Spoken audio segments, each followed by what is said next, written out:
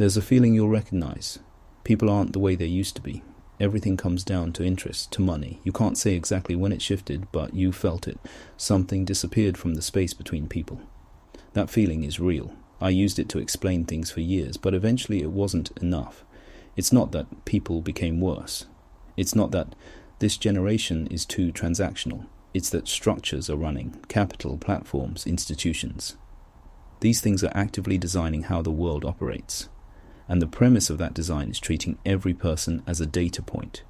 Your value is the data you can contribute, nothing more. You only need to look at how delivery platforms treat their couriers to get a sense of it. They don't gradually raise the commission cut and push down per order pay because they're cruel. They're running tests. You are a variable. Your survival threshold is a parameter. In a vast model, they're tuning numbers. They don't need to know your name. They don't need to know whether you're exhausted today or how many people are depending on you at home. They only need to know, at this parameter setting, does the data still run? Ride-share drivers, independent merchants, everyone who's been empowered by a platform, same structure.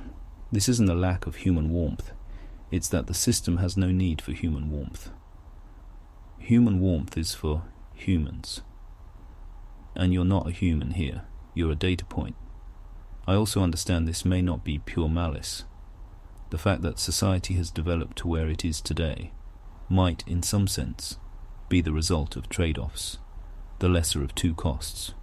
This arrangement might be cheaper than whatever alternative world we'd be living in. I don't know, and I don't want to make the kind of thoughtless critique that's really just emotional output. I just find myself thinking, from time to time, even if the cost really is smaller, how much longer can that stay true? Then something began to genuinely frighten me. Being treated as a data point, that's already bleak enough. But what's more frightening is this. We've started doing it to each other, not because we were forced to, because we don't notice we're doing it. When you meet someone new, you're calculating what resources they might bring you. When you maintain a relationship, you're assessing the cost-benefit ratio of that connection. Before you help someone, you've already run the numbers in your head on whether it's worth it. You don't think of this as using people. You call it being realistic, being mature, not being naive. But what you're doing to other people is structurally identical to what the platform does to you. You call it a relationship, but it has a more accurate name: data exchange. I'm not going to tell you what to do about this. I just want to ask you one thing. When was the last time you treated someone like a person?